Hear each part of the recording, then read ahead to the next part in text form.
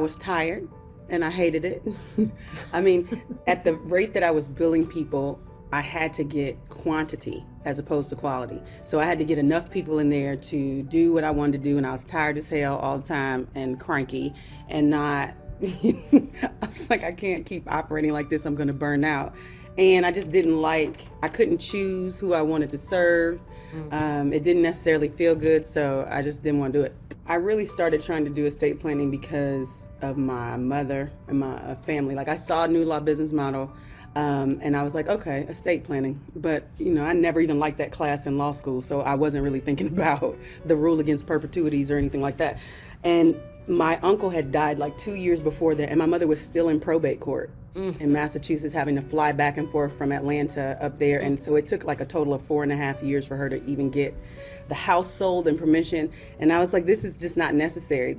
So maybe I should think about seeing what new law business model has to offer to try and prevent people from going through what my mother went through in dealing with our family's probate.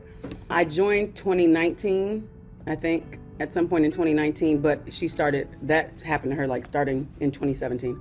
I get to say no. Not that I do. I mean, I think with the help of NLBM, I've been able to attract the kind of clients I like, but I just like being able to pick and choose who I want to work with because it's something I want to do, not because I got a bill that I got to pay. So that's different.